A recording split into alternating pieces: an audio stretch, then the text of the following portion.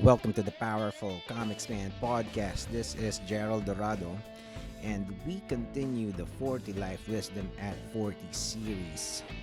We are now on the final stretch, starting at number 35. So we're almost there, guys.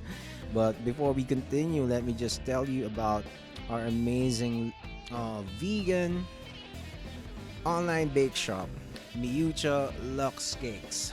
Check us out at hello.miucha on Instagram and Facebook. That's at HELLO.MIUCCIA for the best vegan or non-vegan cakes and desserts. The creativity on this shop is unparalleled here in the Philippines, so check us out at hello.miucha right now. Okay. And the series is also available at www.comicsman.com/40lifewisdom at 40.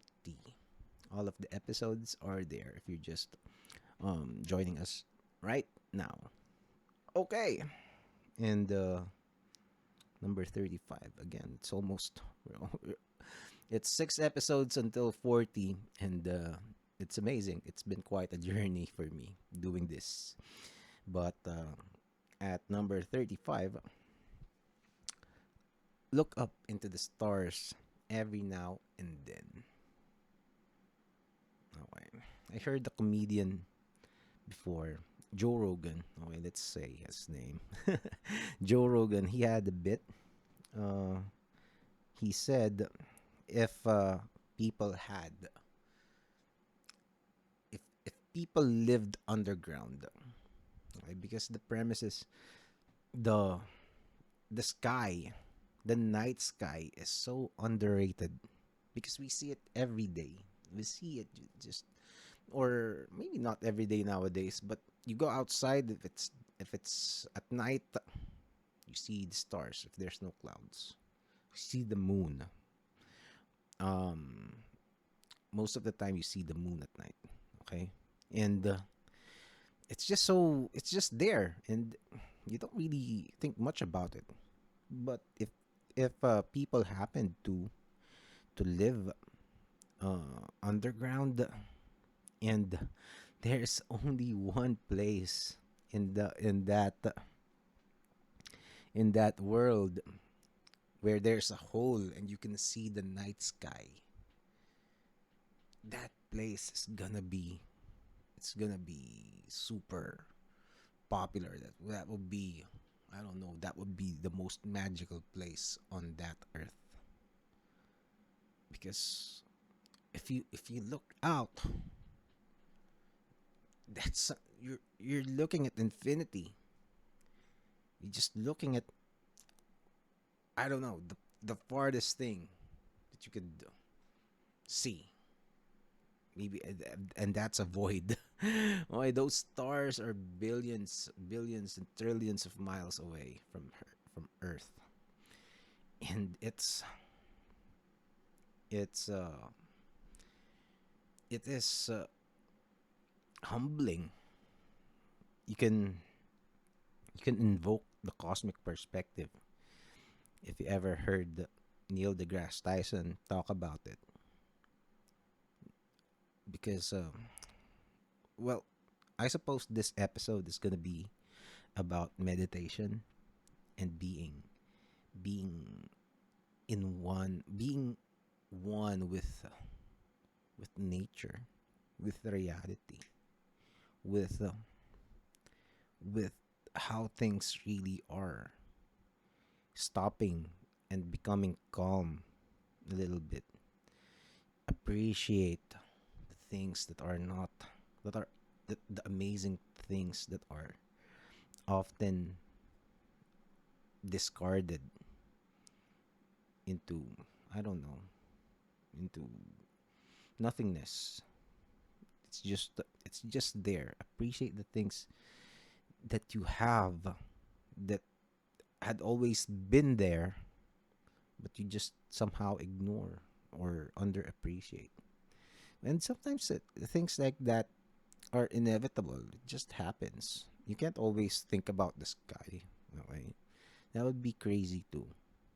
So, but then again, if you've never stopped and just look and ponder about your existence, ponder about what you are, what how do you fit at least in this specific time of history, this part of are you affecting lives? Are you affecting it for the better or worse? Are you are you doing something worthwhile? Are you wasting your life? Are your dreams fulfilled? Are you working to have them fulfilled? Are you failing? And these are tough things to confront yourself with, especially if you are failing. You want honesty. You want you would you want honesty and because if not, then what's the point if you're just gonna lie to yourself? And of course, you would need the right tools. Probably the things that I've mentioned before in the series. If you have some of those already, then you would be better equipped in analyzing yourself, being self-aware, being aware of your surroundings, and knowing how you are faring in everything that that I've discussed here. I do that all the time, actually. Whenever, well, not all the time, but most of the time. Am I really doing things right? Am I failing? What what what's what is causing my failures? Because I fail all the time. Right now, I'm failing as well as we speak. I'm also winning some things because that's it. That's just life, and these failures can be turned around, and the wins can also be turned around as well. You can be winning now, and then next thing you know, you slip down, you slide down, or you totally fall to the ground, and that's just life. Some of these things are inevitable, but you can you can at the very least prepare. If you cannot prevent it, you can prepare for the worst case scenario. But I think these awareness would need to start in meditation. uh I've mentioned my what happened to me in the past episodes when I have um encountered some lows in my life, and I realized that I meditated during those times, and it helped a lot. It cleared my mind. I didn't know I was meditating back then. I was so stupid, as I've mentioned. I didn't know. I just, uh, I just sat back and thought about my actions, thought about my decisions. What could I have done? And then I started forgiving people, forgiving myself. I've gone through this. That's why I can I can talk about this. I've done this. I've experienced this. Probably not in the worst case possible, but I did. And that I'm happy. I'm happy that I did not encounter these lessons or learn these lessons in the hardest possible ways. It was tough for sure, but others had it worse. But my point is, you can I I just I just realized later on that I stopped and saw the value in hitting the brakes and just appreciating the sound of night, meditating. I had a harmonica back then. Just I would just play, just play for hours. Uh, in the wee hours of the morning, around 2 a.m. to 4 a.m. I had nothing to do. I would be drawing my cartoons, and during breaks, I would play the harmonica. Just, uh, just close my eyes, feel the coldness of the night. I would go outside. I wouldn't play so loud because it's 3 a.m. Just listen and jam with nature. I think I don't know if I can still find it. I think I drew a comic about that, jamming with nature, and there were crickets, and I was just playing my harmonica while all of these other sounds, the rustling of the leaves, the crickets, the frogs. There were lots of frogs back then, and it feels great. Sometimes there were fireflies too. I did not see much of the stars back then because I was in the city, and there's a bright lamp post in the street, so it basically covered the sky, but it's the same thing. You just connect yourself emotionally and clear your mind of all the things that were happening back then, and it was meditation for me, and it helped me. My other form of meditation is when I work. That's why when I work on my personal art, rather, I call it detail therapy. I would just draw as detailed as possible. And to me, that's therapeutic. And I don't know how it happens, but you just become unconscious with the strokes. You're not really thinking about it, but then you're doing everything right. That's you get in the groove. You get in the zone. That's another way to call it. But the best the best experience is looking into the sky. Um, when you're in the beach and there's not much lights, you would see the sky. You would see the Milky Way if you're lucky. If it's the right time of the year and you're at the right location, you will see the Milky Way. You can see the stars when there's no lights. I don't know if you've experienced this. Maybe you have, but when you're in the city, when you're in the city, uh, there's too much light pollution that you do not see the fullness of the night sky. The our our lights, our lamp posts, our city lights robbed us with robbed us of the night sky because the stars are just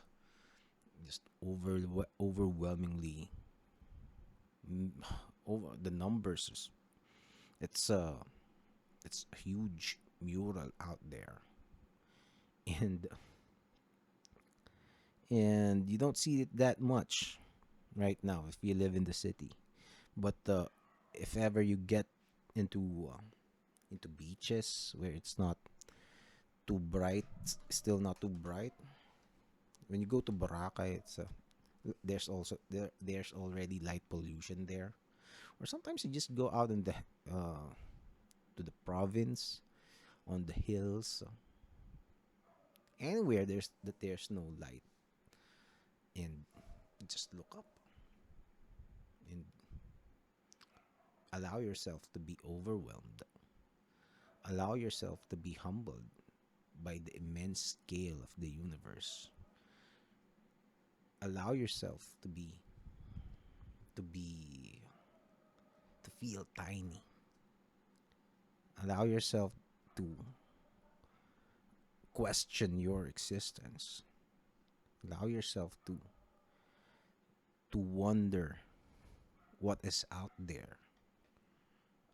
Allow yourself to be mind blown by the possibilities. Allow yourself to be awed by the people who figured things out. Allow yourself to be to be grateful to your history. Allow yourself to learn from the mistakes and accept everything that is good and bad that happened. These are these are powerful actions that you can do. And it could begin a journey for you to find out who you are, know who you are, to start assess yourself. What are the things that you have to work on? Build honesty. Building honesty is if you can be humbled and and be in awe at the same time, then you can have you can achieve clarity for some strange reason. And the another thing about this is, despite you being humbled and feeling tiny, being minuscule compared to the scale, being insignificant compared to the scale of the universe, yet you are there staring back at it, wondering what it's about, assessing, studying the universe. And because you are the universe's way of knowing itself. And there's power to that. There's power to that. It gives you importance, even just a little. It gives you significance. And of course, that is the same thing with others. And you can you can actually have a new perspective in life, a cosmic perspective, like what Neil deGrasse Tyson says. And you can look at things differently. You can be, you can start knowing yourself. You can start knowing yourself. If you know yourself, you know what you're made of. You know, you become self-aware. If you become self-aware, you become critical of yourself. You get to study your weaknesses, and you will pinpoint which parts of your being are in need of attention, that you need to fix to build confidence and eventually character. A character that is dependable, a character that will make you become a leader, a character that would earn you respect, a character that will will allow you to to teach and share these wisdom that you acquired for others, to the next people who might need it. And it is a cycle that is I think is positive. And we live in a very finite life, and it's it's the least thing that we could do, if you ask me. And I don't know. It all could begin to just the simple act of looking into the sky every now and then and asking certain questions and opening your heart and mind for answers.